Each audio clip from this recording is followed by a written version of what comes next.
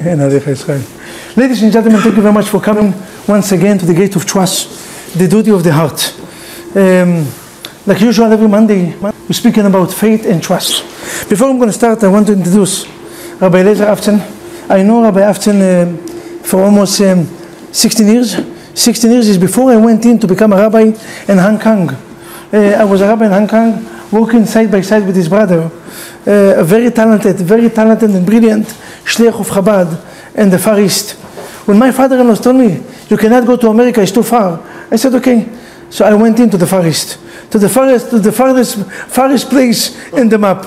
And for that, my father-in-law agreed. And after that, it became a history. Rabbi Avtzon, for many things that he's doing, he's a rabbi, he's in charge, his organization is Global Jewish Assistant. Giving food to, you know that once every holiday, I'm giving poor families food cards, right? The food card from season. Baruch Hashem, thank God, we're getting in, b'li ayin hara, huge amount of people that join to give families in need every Passover and Rosh Hashanah. I took these ideas, I borrow it, Chad v'shalom, you never steal. A Jew never steal. If I borrow it from Rabbi Avtzon, he is doing it just in a much bigger side. Maybe 10,000 or 20,000? Hashem Yazor. He's in the numbers of thousands that helping literally families that have no food to get a food card, then they can go in to buy with respect, with dignity. Rabbi Avtzon, above all, if there's any story that one time captured my heart, I told you I believe maybe once, and I would repeat it out of his kavod. One time I called him before Yom Kippur, and I said, Rabbi Avtzon, I need a good story. Share with me a good story. It doesn't have to be a story from the books. Life story, anything. I don't know if you remember it, Rabbi Avtzon. And he said, you know what, I will share with you a personal story. The father of Rabbi Avtzon came in from Russia in a very old age. He was in a jail for over 20 years, right? 7.5 years in Siberia. He got married in which age? 36. And B'nai Ayin Hara, you know how many brothers and sisters Rabbi Avtzon have? B'nai Ayin Hara, thank God. We don't say it. This way is not going to be. And one time Rabbi Lazer, when he was a little child, he was working with his father and he said, Abba, his father asked him, no, Lazer, what is your dream? What is your dream? He said, my dream is to be successful. So what are you going to ask for? What are you going to daven? What are you going to daven in Rosh Hashanah and Yom Kippur? What are you going to ask for? So Rabbi Lazer, you're going to say So I said, I don't know, I'm a little kid. You tell me, what are you going to ask for? So he says, you want to know the truth? I'm going to ask Hashem, he should give me one more year. I was taken aback and I said, are you crazy? You have, b'li ayin hara, 15 children.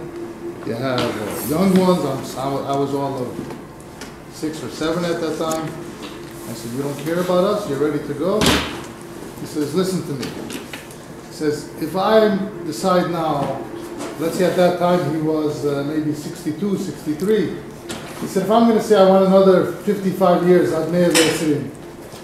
So they're going to come upstairs and the Malachim are going to say, if Meir Avtzon's asking for 50 years, they're going to say, should we give it to him? Shouldn't we give it to him? Yes, no, it's going to start a whole din Torah, a whole diyun.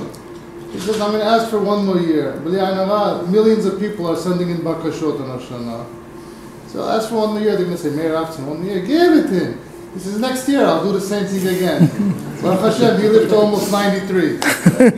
So let's ask for 1 year, but a good one. A good year. Not the regular year. One good. Dr. Daniel, 1 good year. And from next year, B'ezrat Hashem, another year until 120. We have to push it. Gentlemen, I will start with a story that I saw. First of all, today, I just came out from Eulogize. I came into one of our community members, very respectable community member, Aaron Aronov. One of, his wife passed away. Rahmat Kulam, Zichrono Livracha. And I went in to come in to make Nichum Avelim. I was sitting down with them and he shared with me a story that I had no mind to speak about it today. But this story cannot. He said, Rabbi, you know why I feel strong even though that my wife passed away? I said, why? He said, very simple. 35 years ago, my wife had cancer. His wife, Lonino, had cancer. And it was in Russia. before he even came to America. And he said, Rabbi, I don't understand. After they made the surgery, and you know me, he have connection with any politician you want. He was a good friend of Gorbachev, the president. He is a very, very high position. He's a very knowledgeable person, beautiful person to hear. Aaron Aronov is a very unique person. When you know him, he lives not far away from you. I just came from there. So I went in and he said, Rabbi, you know why? Because I took her to the best doctors. And they decided to make a surgery. And after the surgery, they came to me and said, Mullah Aaron, she's supposed to live maybe another 1 or 2 years. If you are lucky, 5 years. If you're a great man, like you said, and the whole community is speaking about you, that you're doing many good deeds, many mitzvot, Torah-wise, and mitzvot and good deed, maybe 10 to 15 years top. You cannot extend after 15 years. Top. Okay. 15 years later, he came here in 2000. 16 years later. Was in 1986.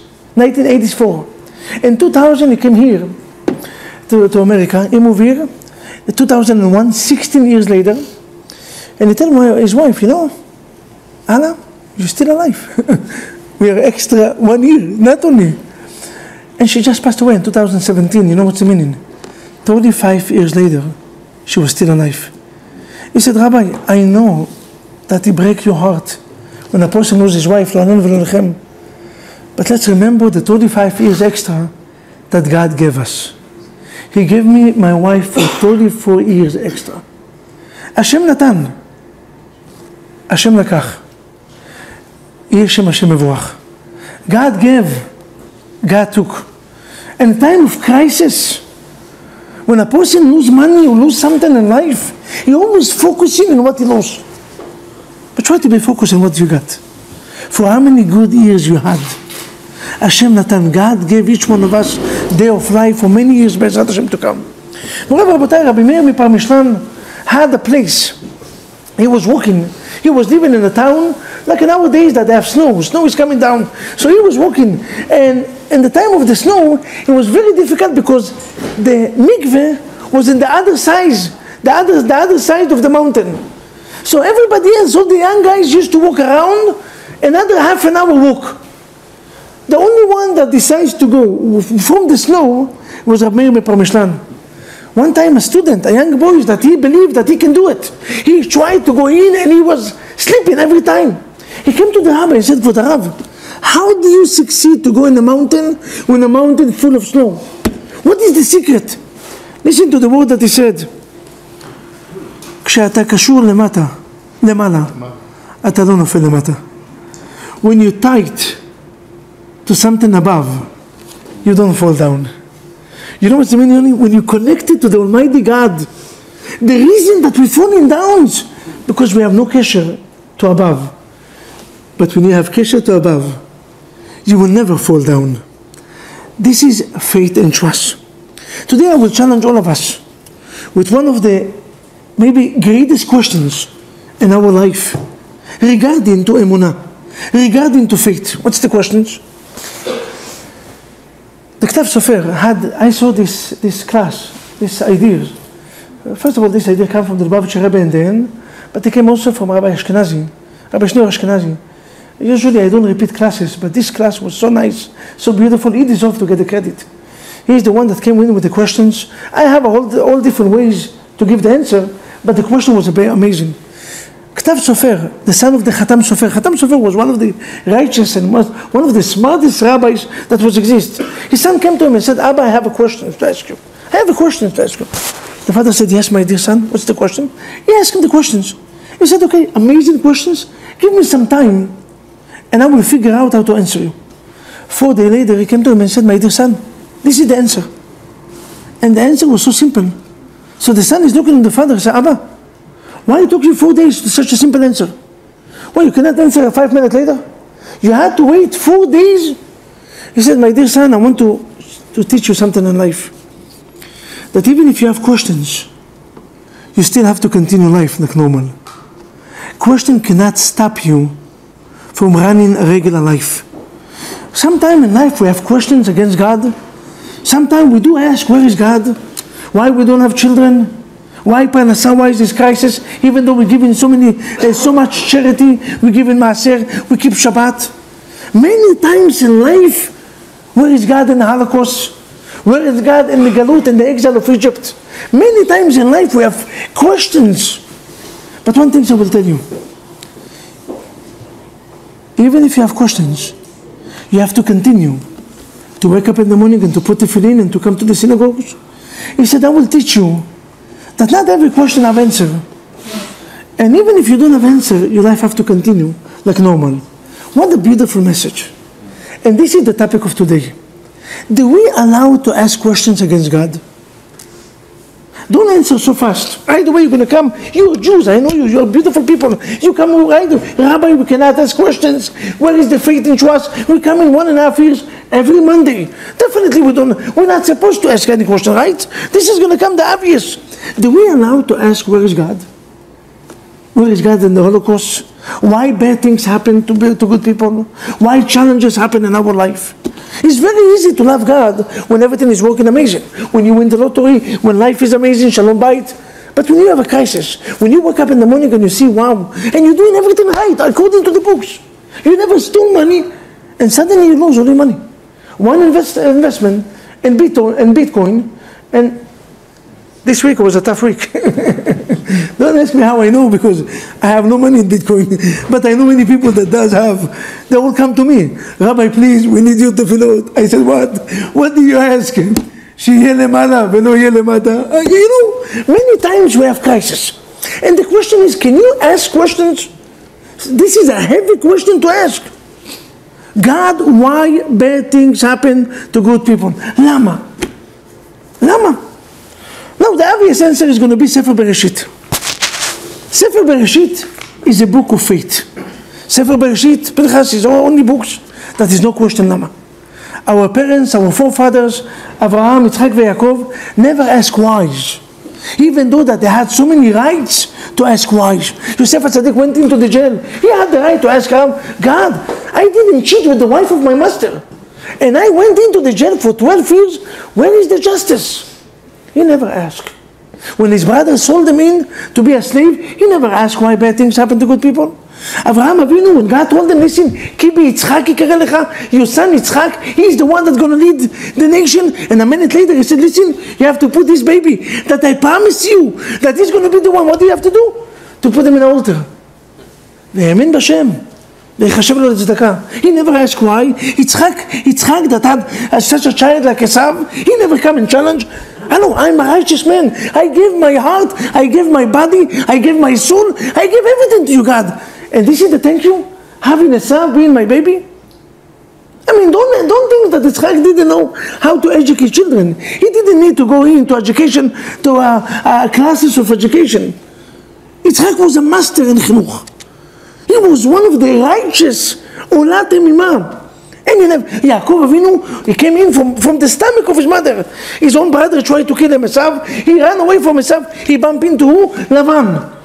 After Lavan, he come in, and who? Again Esav, and then his own child, Yosef. Alaya Yukulana. All his life was miserable. 130 years. We have a small challenge one day. Right away we come with question and faith. God, Rabbi, I don't understand. One day, you lost $5,000. The guy, listen, I don't know where is God. Why he doesn't answer my prayer. I know people that lost 350 million and they still have faith. They still go to the synagogues. The guy lost 5,000. He's already coming. Listen to this. Yaakov Avinu had 130 years. Bikesh Yaakov lishev b'shalva. And every moment he had a challenge in his life. And he never asked why. So maybe we're going to derive questions. Maybe we're going to derive a message. That the message is, follow the footsteps of our forefathers. Tamim tiyeh im Hashem Elokecha. Be innocent with God. You know what it means? It'alech lefanav betmimut. Go with. It's not simple to be a simple Jew. Be a simple Jew. Don't ask questions. And you know what's the benefit of going in and being innocent? Listen to that. יודע השם ימי תמימים ונחלתם לעולם תהיה. God know the days of תמימים. תמימים is innocent people. if you don't ask questions, you consider it to be complete. You know what the benefit is? To have a long and a perfect life. You don't challenge with me with question. You're going in with faith. Your life is going to be amazing. Where do we see it? Where do we see it? The Jewish nation, they went in from Egypt. What did the Pasuk said? God one day said, many times, the Navi screaming, Zacharti la chesed neoraich, lechtech acharei b'midbar. I asked my brother, what's the meaning of this Pasuk? Listen to the explanation, beautiful. You know what God remembered to the Jewish nation? That they didn't leave Egypt to Vegas, to New York, to Bora Bora or Cancun or Gehenna. They didn't leave to beautiful places.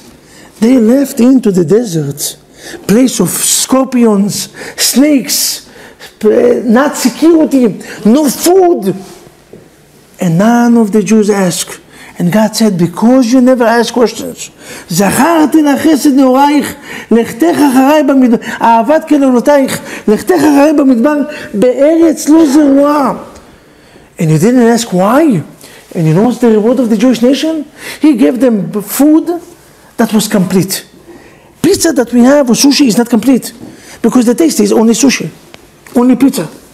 Imagine as if you have bread that you can put any taste you want. Anything you want. You choose the taste. This is what the man was. Man was a gift of God, a perfect gift. Second thing is water. Water. Any taste you want, and the water was there. Kindi, Coca-Cola. I know Israeli, we love Kindi. We have to mention the Kindi first. We have Yoni here with us. Now, Coca-Cola, pepper, whatever you want, beer, alcohol, blue label, red label, any labels, anything you want, they have here. You know why? Because God wants to give you the perfect water. And then He gave you the cloud of glory. Cloud of glory was not necessary to protect you from the sun, from the wind, from the snow, from anything else. You know why? Because when you behave with God perfect, what's mean perfect? Shalem. Tamim. Tamim is mushlam. Mushlam meaning perfect. When you are naive, when you don't ask questions against God, the reward is God give you perfect life. Yodea Hashem yemei temimim. God will fulfill, even though that they have the right, and I said, but our forefathers, Abraham, Yitzchak, Yaakov, Yosef, and all the brothers, and they had so many times the right to ask questions. Why? Why bad things happen to good people? What exactly we did? We bring Jews close to religion. You bring it. How many times you see Rabbi that have no money to pay tuition or no money to pay the rent? And you're looking and he said, you know, I want to help him, but where is God? This Rabbi is doing so much good. Why God doesn't give him? Why this righteous man, have sickness and he's fighting for his life? Why bad things happen to good people? Why happen to us? Maybe the first answer is, let's follow the footsteps of our father, Abraham, Yitzchak, Yaakov. That they literally teach us that faith meaning temimut. Faith meaning no questions. This is in one side. But this portion, this week, this book, the book of Shmot, how do you call it in English? Exodus? Exodus. The book of Geulah veGalut. Galut is exile and redemption. In these books, in the first parasha, Parashat Shemot, Moshe Rabbeinu doesn't follow this opinion. Moshe Rabbeinu, the greatest Jewish person in the world history, the greatest leader in the world history. You cannot say that he did mistakes. Moshe Rabbeinu doesn't do mistakes. He is a perfect human being.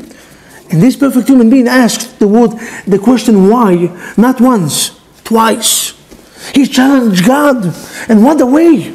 When God sent him in to redeem the Jewish nation, what's the question? In the end of this parasha, in the end of last week parasha, in the beginning of this parasha, and we got disappointed. You know what? I remember. I miss my children, Abraham, Yitzchak, Yaakov. Why God tell them I miss them? You know why? Because they are not like you. They never challenge me. They never challenge. God promised Abraham Avinu, I will make you rich, I will make you famous, I will give you children, whatever you want. A minute later, he's stepping in Israel. There was no food. He had to go to Egypt. If God promised me the same question, I will guarantee. I don't know which God we're dealing with. I mean, you just promised me two minutes ago, you're going to make me famous, rich, you're going to make me have children, and a minute later I have to leave Eretz Israel, Eretz HaKodesh. Paradox. Right away, no, maybe I need to check other religion. And Avraham Avinu never had challenge. He had a pure faith. Moshe Rabbeinu, on the other hand, listen to this. Come in and ask, Lama areota la'am hazeh? Lama ze shalachtani? Why, God? Why? Why have you done bad to these people? Why you send me? You asking God why you send me? It's like we asking God why you brought me into this world. Many times in a depression moment, you know, when a person is in a depression moment, right away come in, why I need this life? I wish I never came here. Chaz v'shalom. Moshe Rabbeinu, you challenge God. This is not a chutzpah. To come to ask why? A Jewish person, Lama imru hagoyim. David HaMelech said, why? You know who asked why? The goyim. The Jews. Hashem shekach lo. Kacha. אני לא יודע למה, אני יודע ככה. God did, God gave, God took, may the name of God will be blessed. אני לא יודע מה זה למה, אני יודע מה זה ככה. Until Moshe Rabbeinu. Moshe Rabbeinu, no. He asked why. He asked why twice, and even later on, he asked again. He didn't do teshuvah for this why. He asked why. And the question is, who gave the right to Moshe Rabbeinu to challenge the Almighty God? We start with the questions, if we are allowed to ask questions against God. And the answer that we give, the best things to have is the minut, not to ask. So how come Moshe Rabbeinu is asking? He is also a role model. Zichut Torat Moshe Avdi. One answer has been offered by no other from the Noam Elimelech, Rabbi Elimelech Mizhansk. Rabbi Elimelech Mizhansk came in with the answer, beautiful answer, and he said very simple. To ask regarding to your life, you don't have right. But to ask regarding to other life, you have right. Moshe Rabbeinu didn't ask why bad things happen to good people when God, when he had to run to Midian for 40 years. He didn't care about his life. But when something bad happened to community, I have to ask why. I have to ask why. When it happened to others, maybe it's a message to all of us. Maybe it's a message to all of us that when something bad happened to somebody else, you do have to ask why. When a person comes to you and said, listen, my life is miserable. If you cannot help him, at least pray for him and say, God, please, why are you doing bad to this guy? I understand, for me, I accept in faith. Moshe Rabbeinu never asked for himself. He asked for other people. And for other people, you have the right to ask why. This is one answer from the Noam Elimelech, Rabbi Elimelech Mizhansk. But I have another answer. And that answer, with this I'm going to conclude. No. Rabbi, the Lubavitcher Rebbe said that there is a big difference between Avraham, Yitzchak, and Yaakov to Moshe Rabbeinu. Huge difference. What's the difference? Avraham, Yitzchak, and Yaakov symbolize character. Midot meaning character. Loving, caring, fear, unity. Midot, character. Something that comes from emotion. And emotion you don't ask. Heart doesn't ask. When you tell a person, I love you, you don't need a reason why to love. You met the person 1 minute, and logic-wise, you're not supposed to love the person so fast. Love from 4 sides. No, I love you, that's it. Don't ask me why. I fell in love. I saw you right away. This is midot. Avraham Avinu symbolized chesed. Yitzchak Avinu symbolized fear, yirah. Yaakov Avinu symbolized the combined tiferet. Moshe Rabbeinu symbolized what?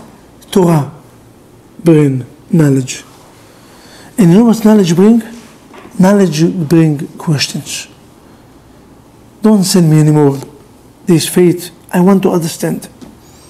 You see, all the Gemara that we study, if one message that the Gemara have is Shakla V'Tarya, question and answer.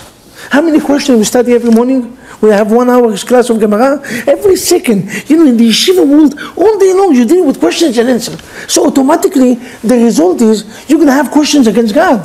Because you want to understand everything. Knowledge meaning, I want to understand. You have to know God. Because when you know God, nothing can break you. You know, one time that Morazakin, the first Chabad Rebbe, came into his father-in-law, and his father-in-law was not so much Lubavitcher. He was actually Misnaged, he was against Chassidut. He came into his son-in-law and said, so my son-in-law, after 1 year you left my daughter. He left his daughter for 1 year. Today you leave your wife for 5 minutes. Already 5 messages with this yellow face, then green face, and then red one with the Ayin Negara. He look at you. Listen, why bad things happen to good people? 5 minutes. And the whole time was tradition that the husband used to go to yeshivot for 1 or 2 years. He went in after 1 year. His father-in-law was looking, no, what do you study? Tell me chidush, tell me unique. He said, I believe in God. This is the chidush. He called this woman Goya. What is the name of Goya? Which names do you have? American names. Stephanie? Brittany. He called this Brittany. Come. The Goya. He said, Brittany, do you believe in God? She said, yes, I believe in God. So the father-in-law looked and said, you went 1 year to get to the same result that the Goya got? He said, my dear father-in-law, she said, I know. She said that she believed in God. I know that I believe in God. It's a huge difference. This is to knowledge. It's not only to come in like the Christian world, Alleluia, Alleluia, and then they sing a little song, and they come into the booth, and the guy put water on them, and then they feel good, and that's it.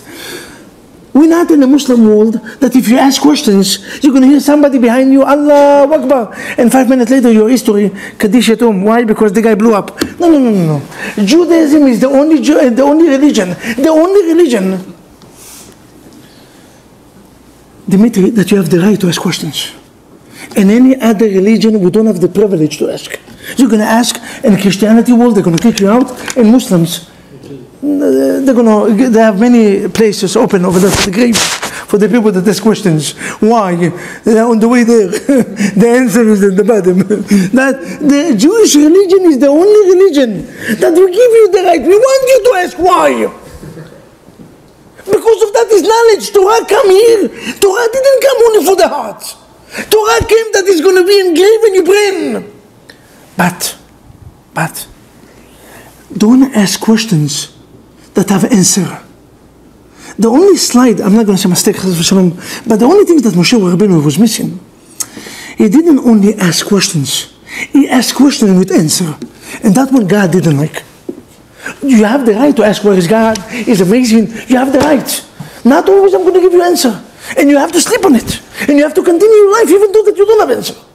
You have to continue. But don't come with the result. Meaning, you see, Moshe Rabbeinu didn't only ask why. God, why you send me? From the minute that you send me, bad things happen. God said, oh la la. Now you don't ask. Now you come with answer. This is chutzpah. This is no right. When Moshe Rabbeinu came to God and said, why bad things happen? Lama ereota. God doesn't do bad. God doesn't do bad. En ra yored min hashamayim. Ki miteva atov le'ativ. God is here only to do good. Maybe he look bitter. When you're going in to Dr. Daniel and Dr. Albert, they are dentists. When you're going into dentist and your father take you, Adam, and you see the dentist and he smile to you, and then he put in this injection, and then this long one, and you feel the pain, and you screaming to your father, Abba, why bad things happen to good people? Why did they need to suffer? And your father try to understand, try to explain a little boys, but my dear son, it's for your favor. Years later, when you're going to have a healthy tooth, you're going to tell me thank you. Years later, because they have to do root canal. And in order that you're not going to feel the real pain, they put in 2-second pains. This is not bad, it's bitter. Every time we taste medicine is not bad. It's supposed to be, I'm not going to go, but it's supposed to be good. Supposed to be for our health. Now, when you're a child, you have the privilege that they put cinnamon taste, they put cranberry, they put raspberry. But when you're an adult, you have to eat it like that. And sometimes it's so sour and so bitter, but you know that this is for your benefits. Moshe Rabbeinu, you have the right to ask questions. But don't ask questions with conclusion. The only thing that Moshe Rabbeinu had to do, and this is what the Rabbi said. Moshe Rabbeinu came here to teach us that we have right. It's no mitzvah to ask. It's better not to ask. It's better to go with the faith. But you do have right to ask. If you really want it, you have the right. We're Jews. You have the right to come to the rabbi and say, prove me where is God. One child asked the teacher in the yeshiva, Bereshit bara Elokim. Who created God? The teacher was so upset, religious. Charedim. He looked at the child. Tameh, you are impure. Devil, go away from here. This is the way that you act to a child. I don't know, maybe the rabbi needs a psychology. That rabbi needs a psychology. But this child sent a letter to the Lubavitcher Rebbe. And he asked him the same questions. Who created God? Listen to the answer of the Rebbe. The Rebbe sent him a letter back. A child, who cares? No. He sent him a letter back and he said, my dear child, the question is amazing. Beautiful questions. And I will answer in two ways. The first way is, when you're going to go up and you're going to go to yeshiva, you're going to study a little more and more and more until you're going to figure out the answer. And the second way is, be mitchazek b'mitzvot. Be a little stronger of putting tefillin, of putting tzitzit. Why? The more that you're going to do greatest mitzvot, the more that you're going to get close to God. And when you're close to God, it's very easy to understand them. You know why we're asking questions? Because we're so far. Not only distance, physically distance, not only body-wise, mitzvot-wise. We are our head and our mind involved in so much nonsense. What we watch, what we speak, all day long. So how can you understand God? But if you're going to be connected to mitzvot, then maybe, just maybe, you're not going to have any questions. This guy came into the rabbi and said, Rabbi, can you explain why I need to put tefillin? The rabbi said, yes. What's the reason I have to put tefillin? The rabbi said, how can I explain this guy? He's not religious. What? The rabbi said, yes, I'm going to explain one condition. I will give you the answer. He said, Rabbi, you're the only one that answered him. He said, there's one condition. He said, what's the condition? Any condition. If you're going to put one month tefillin, after 1 month, I'm going to give you the answer. He said, Rabbi, done deal. He started to put tefillin for after 30 days, 60 days, 90 days. He doesn't come to the rabbis. So the rabbi met him. He said, Moshe, what's the questions? He said, Rabbi, after I put tefillin, I have no questions. After you do mitzvot, you have no questions. Thank you very much for coming. I want to invite Rabbi Lazer to come to inspire us.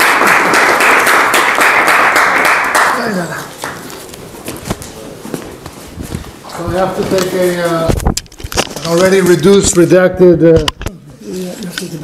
I have to put it on?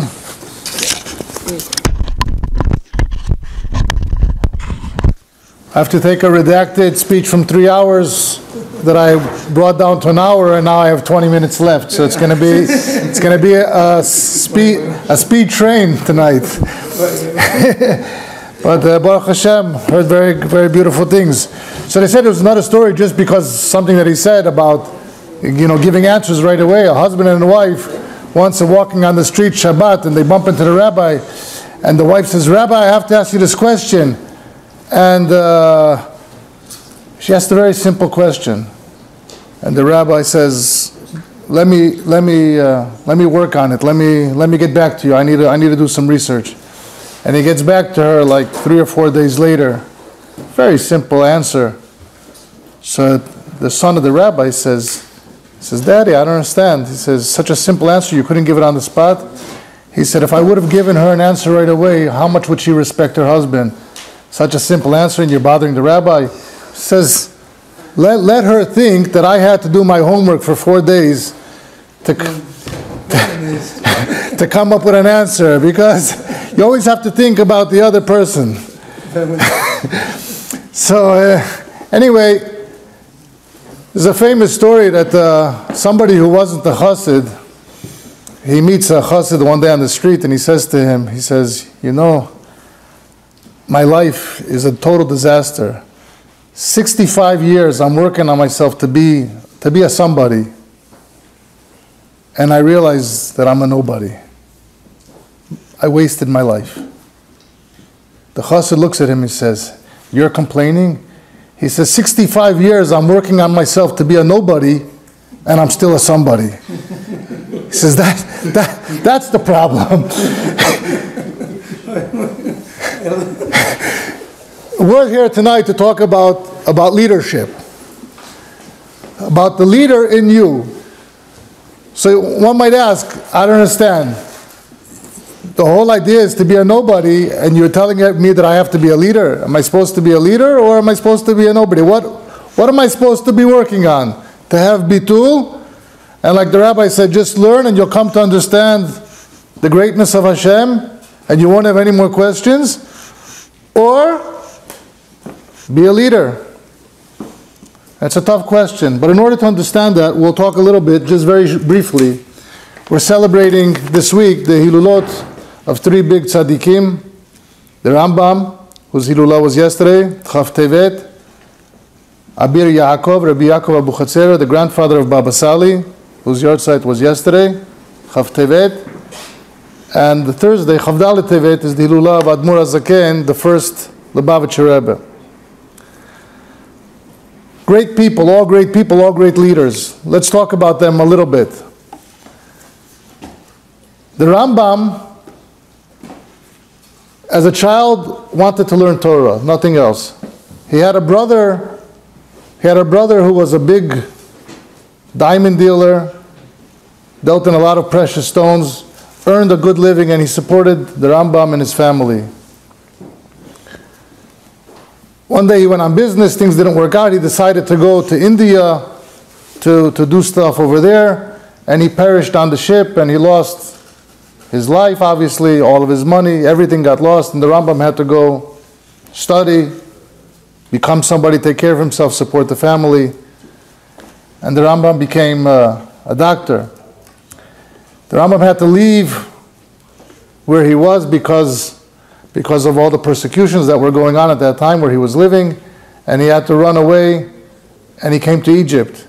He writes a letter, the Rambam writes a letter to somebody to explain his life. And he says, I wake up, I live in this town Podast, which is a little way away from Cairo. I have to get up every morning and go to see the king, or whatever it was, king, I guess, in Egypt. I have to take care of his children, I have to take care of the ministers. I'm there from the morning till very late in the evening, dealing with their issues. Till everyone is okay and ready to go to sleep, I can't leave the palace. He says, then I come home. I'm knocked out. I'm dead tired. I haven't eaten anything yet, and there's a line of people waiting for me outside my house, inside my house, waiting for advice. I say to the Rambam writes this. He says, I say to them, please, give me a few minutes to eat something. This is going to be my first meal of the day. Allow me to eat. And while he's eating, he's helping this one, he's helping the next one, and he goes on for an hour, 2 hours, and then he's tired and he's falling asleep, and he lays down, and while he's laying down, he's listening to people and he's giving out prescriptions. So he says to the Jewish people, and he's the Rosh HaKahal, he's the head, because of his relationship with the royal palace, he's the head of the Kahal. So everyone wants him. He says, Shabbat, come to Shul Shabbat, that's when I'll deal with all your questions. A whole Shabbat, he's in Shul teaching them. Again, no time for rest. He says, and then, maybe. And what's he doing? He's busy with the king. He's busy taking care of the community. He's busy prescribing medications to people. And still he finds time during this time where there is no time. And he writes the Mishnah Torah. He writes the Guide to the Perplexed. He writes all this correspondence to the Jews of Teiman called Igeret Teiman. If anybody knows about the Igeret Teiman, in Teiman they were being forced to convert to Islam. And they were asking the Rambam for advice how to deal with that, and how to deal with all the other pressures, intermarriage and conversion and all these things. And the Rambam would write many, many letters guiding them and telling them what to do. That's leadership. That's a leader. Take Abir Yaakov. Abir Yaakov, also a prodigy child, born into the family, and he's learning. At a young age already, his father tells him, I need your help dealing with the community. He's such a smart person, he gives answers in the Irfud, which is in Morocco, surrounding cities. People didn't know about him. One day he does this great miracle. Somebody who couldn't walk, was paralyzed, he tells him, sit in the middle of the room, and he tells him, get up and walk to me, back and forth 3 times. He tells him, sit down, get up. He's healed. The king heard about it, everyone heard about it, all of a sudden they have tremendous respect for him. They want to honor him. What does he say? It's not me. I'm a nobody. Because I'm connected to Hashem, so tzaddik gozer, HaKadosh Baruch Hu mekayem. A tzaddik commands, Hashem fulfills. It's not me. I'm not a miracle man. I ask from Hashem. I learn Torah. I'm connected. Each one of us can be connected to Hashem like the Rabbi spoke before. Take again Admor HaZaken, first Lubavitcher Rebbe. He was young. He was tasked to write to recodify the Shulchan Aruch, which is called the Shulchan Aruch Harav, because it was hundreds of years since Rabbi Yosef Karo wrote the Shulchan Aruch. Many commentaries since then. They had to see what's the final, so to say, what's the final law based on the latest commentaries. He was tasked to rewrite the Shulchan Aruch. He writes the Shulchan Aruch. He writes the Tanya. What was the Tanya? The Tanya was letters that he was answering to many, many, many people how to deal with issues in life. And because there were so many requests for help, he says, you know what? Instead of everybody coming to me and asking for advice, learn this book. All of the answers are here in this book.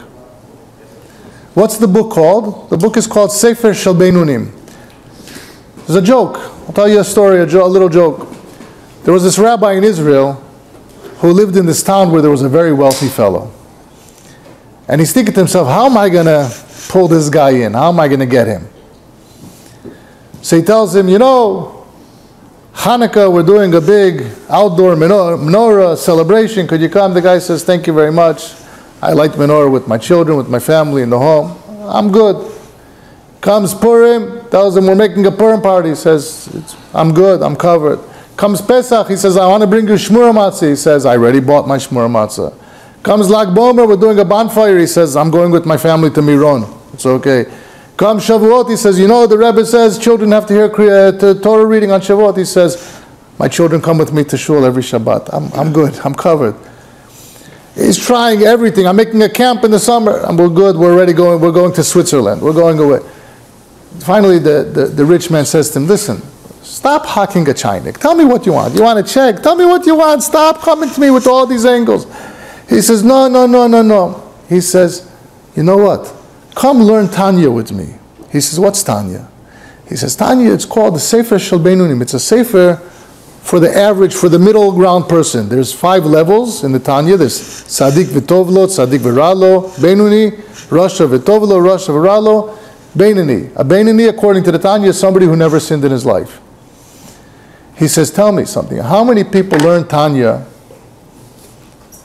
since the Admor HaZaken wrote it? He says, I don't know, millions of people. He says, millions?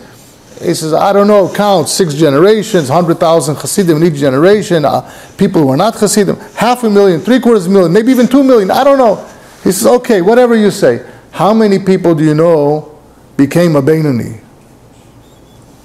He says, I don't know, Reb Hillel Parcher, Reb Nissen Nemenov. He starts naming 1, 2, 3 famous Hasidim that the different Rebbes in the different generations said that this person is a Beinuni of the Tanya. So he says, listen, if 1 million people learn Tanya and you can't even name 5 who became Beinuni, what do you want from me? What are you hacking me a chainik? He says, no, there's got to be more. He says, oh, how many more? 10 more, 20 more, 50, 100, 1,000, out of 10 million, out of 5 million. I'll give you a check, leave me alone. Somebody once asked Reb Nissen Nemenov, who the Frierdiker Rebbe, the previous Lubavitcher Rebbe, said on him that he's a Beinuni of Tanya.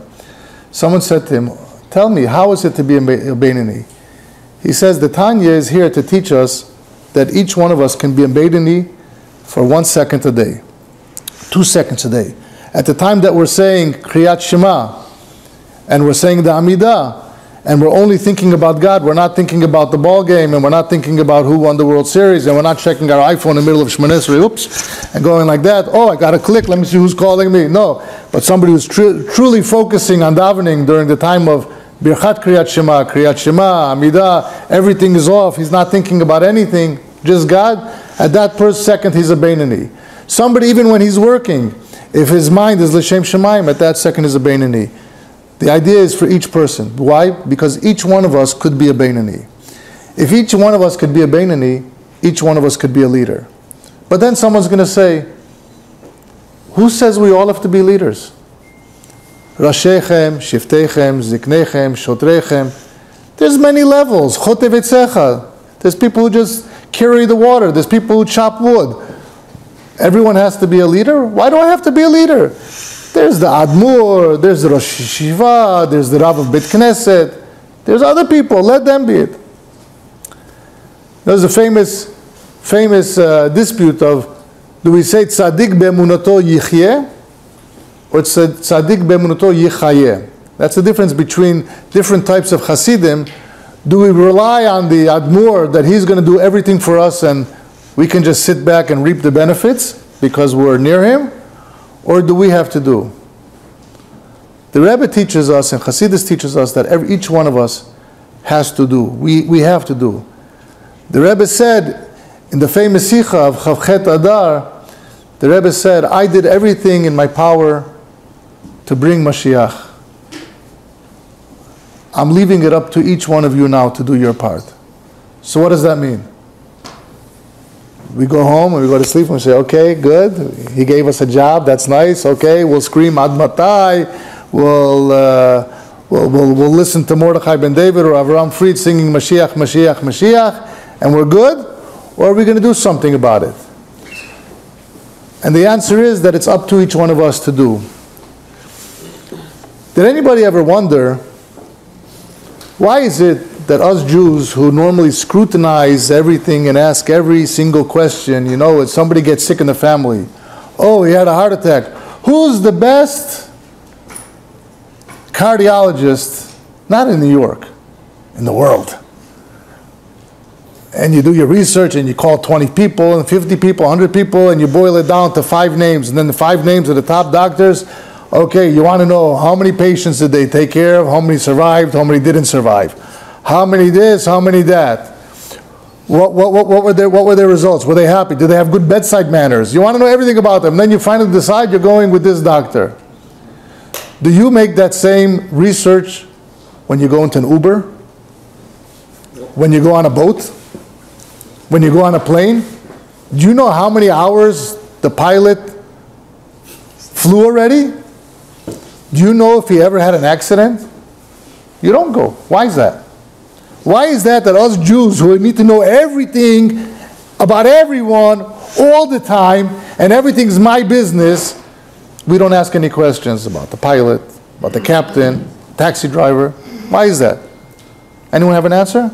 Because the cockpit is locked. There's a door. You can't get past it. Yeah, but why don't we call Delta Airlines beforehand to say, I want to know who's going to be the pilot of Flight 413 and what's his record?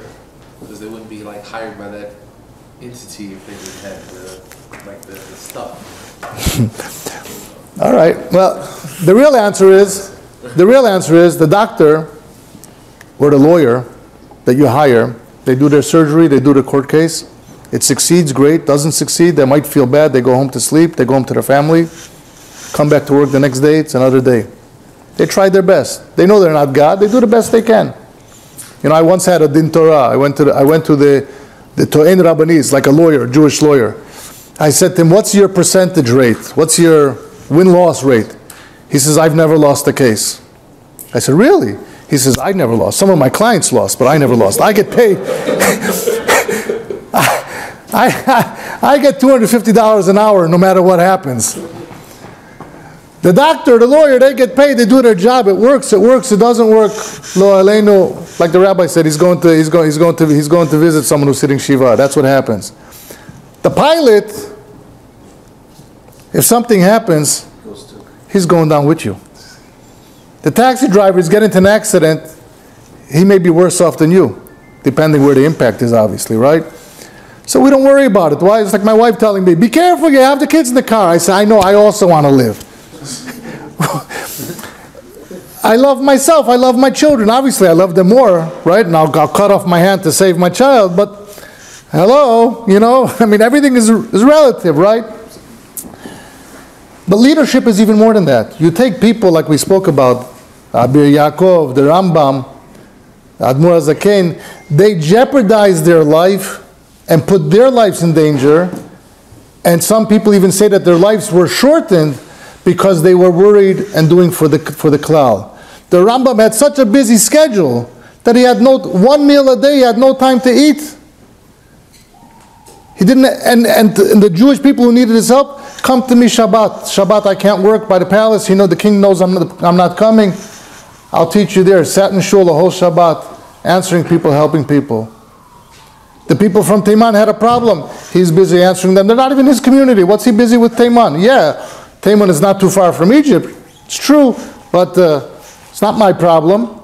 Very easy to pass the buck. But what do we say? B'mkom she'ein ish. So a herring is also a fish. No, it says b'mkom she'ein ish, hishtadel liyot ish. Right? You have to try to be a man. There is nobody else to step up to the plate. You have to do it.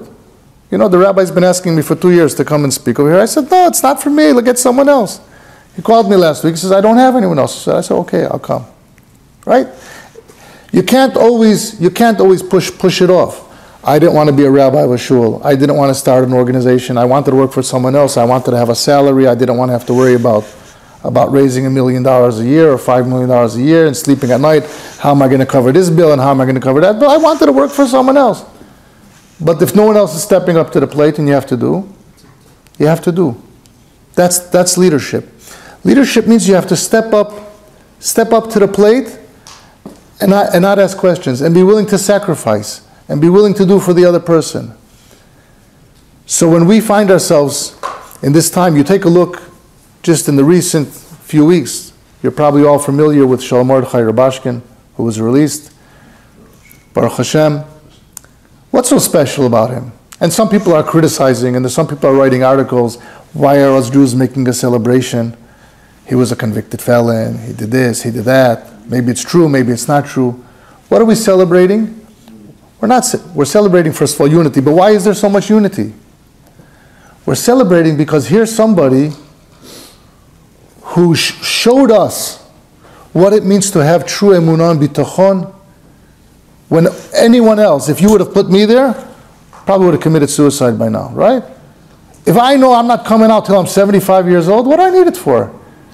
They humiliate you, go to the bathroom, now you can eat, now you can't eat, solitary confinement. You know, one time they gave him grape juice for Shabbat, and there was a little bit left over. He asked him if he could save it because there was a Hilulah that week. He wanted to save it. All of a sudden there was a lockdown. They're doing an inspection in the room, and they're coming and they find the stuff, bring it back 45 minutes later, straight into solitary confinement. Why? They said it turned into alcohol, it fermented alcohol. They didn't know what to do. The lawyers were working on trying to get him released and trying to get him paroled and trying to get him sentence commuted or pardoned. And he had a perfect record, and all of a sudden he's going to get this thing right now. It's called hooch, whatever. It's like the third degree. It's the worst degree. And he did something contraband like this. They'll never release him. And they put him in solitary confinement. They didn't know what to do. They got something from Kedem wine to write a letter that wine, a certain grape juice in a certain temperature, if it this and that, it could ferment. And the prison warden sees this thing. It comes the day of the case, and he sees this letter, and he says, "What BS? You know, total nonsense." He says,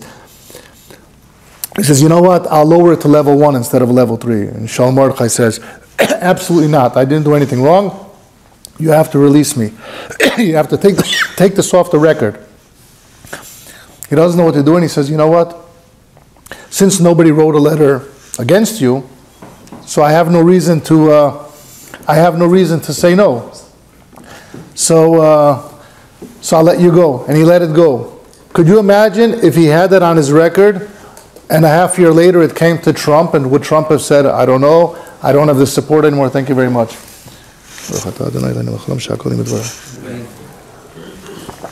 Thank you.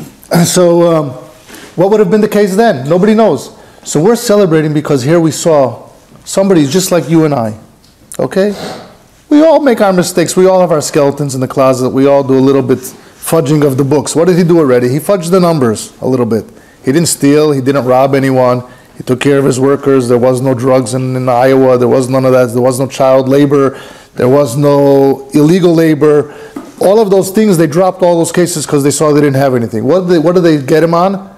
Because he fudged the numbers to the bank. But he was paying the bank every loan on time. And who doesn't fudge the numbers a little bit to get a bigger loan? Okay, but what did the government do? They wouldn't let anyone buy the company at the value that it was. So they had to sell it for $8 million instead of $45 million. He ended up owing $27 million because he couldn't sell it at a normal price. So they gave him 27 years. Somebody else would have been depressed. Even if he would have gotten out of jail after 10 years, like he got 8 years, and he got out, or God forbid after 27 years, he's fried. He has nothing. Here's a person who's strong as emunah. What's he going around teaching everyone? Aleph, Bet, Gimel. Emunah, bitachon, equals geula. That's the message that we can all relate to. Aleph, Bet, Gimel, basics. You have emunah in HaKadosh Baruch Hu. You have bitachon. The Rabbi was speaking before about the difference between the Avot and Moshe Rabbeinu. If it's midot or seichel, we say emunah starts where seichel finishes. Seichel takes you to a certain level. Emunah v'yaminu b'Hashem is above seichel. We just trust Hashem because everything comes from Hashem. If there's good, it's from Hashem.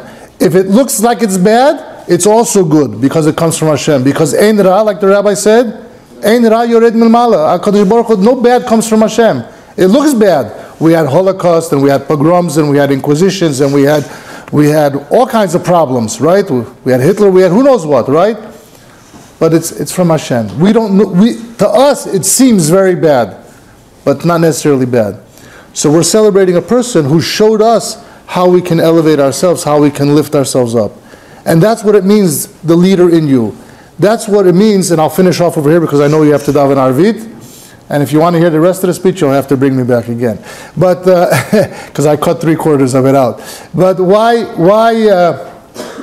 what does it mean that we have to be leaders? We cannot rely on the next person. We cannot pass the buck. We all have to feel, and this is what the Rabbi tells us, that Mashiach is basically here. And we have to view the world, that the whole world is on a scale, a balance. 50-50. And one machshava, one dibur, one maaseh, tov, can tip the scale and Mashiach will be here tomorrow. So now, if I know that all that's missing is that one good deed, that one good thought, that one kavanah, that one gemilat chesed, that one learning Torah lishma, that one favor to my neighbor, that one helping the old man cross the street, or take something out of the car, and cross over, whatever it is, that's going to tip the scale for Mashiach. Am I going to wait for the other guy to do it? Or am I going to do it myself? I'm going to do it myself. And that's the leader in you. That's what the Rebbe wants from each one of us, and that's what Torah wants from us. That each one of us should not say, it's not my responsibility, it's not my job, I'll pass the buck. Someone else can deal with this. This is beyond me, this is too big for me. You were called in to do something, do it. You know, I started my organization. I had no financial backing, no office, no nothing. I had a dream. Baruch Hashem, in the last 25 years, I distributed over $200 million of food in Russia, and clothing, food and clothing, medicines, Russia, Ukraine, Israel, food banks, everything. And I still have no money. But I believed in myself. You know what the problem is? When we become complacent, and we get used to it, then we say, you know what, I did enough already. It's okay, someone else can take over now. That's the problem. That's why it says, B'chol dor v'dor, chayav adam lirot et atzmo, ki'ilu hu yatsa hayom miMitzrayim. Why does it say hayom? Why does it say that you have to believe that you just left Mitzrayim today? Why doesn't it say, B'chol dor v'dor, chayav adam lirot et atzmo, ki'ilu yatsa miMitzrayim? He has to remember that he was once a slave and he came out from Mitzrayim. Why do we say hayom? Because the day that you get out, how much joy do you have when you're released from prison? How much energy do you have that day that you, wow, I'm here, I made it out. You know, they asked Shalom Mordechai, do you want to wait inside or do you want to wait outside till they come to get you? He says, I'm out of here. He's not waiting for anyone. I'm out of here. You can send me my clothes and you can send me my books later. I'm out of here. Why? Because the day you're getting released, you're gone. You're not waiting for anyone. If we remember that today we were empowered to do something, we're going to have the energy of an 18-year-old, of a 15-year-old. Take on the world. I'm ready to do anything. I'm not passing the buck to the next guy. I'm going to do it. Oh yeah, I'm not the rabbi. I'm not the Rosh HaKahal. I'm not the Rosh Yeshiva. I'm not the Admor. I'm not at that level in Torah where someone else is. Okay, I'll be humble to myself. But meanwhile, someone's got to do the job. Who's going to do that job? You and me and everyone else. Kadosh Baruch Hu should bless all of us, that we should never give up. We should always feel that strength and power. We should always feel empowered by Hashem, because at the end of the day, everything that we have comes from Him anyway. And as hard as we work, or as little as we work, it's going to be the same regardless. Whatever He wants us to have, that's what we're going to have. He wants us to make $1 million this year, we're going to make it. He wants us to struggle this year, we might struggle. He wants us to hit rock bottom in order that we should begin thinking out of the box and climb again the ladder. That's what it has to be. But it's all from Hashem. It's not my seichel. It's not my doing. It's all HaKadosh Baruch Hu's doing. HaKadosh Baruch Hu should help all of us, that we should be reunited through our actions, through the actions of the leader within each one of us. You and me together, we should be united with Mashiach Tzidkenu b'mheira v'yameinu.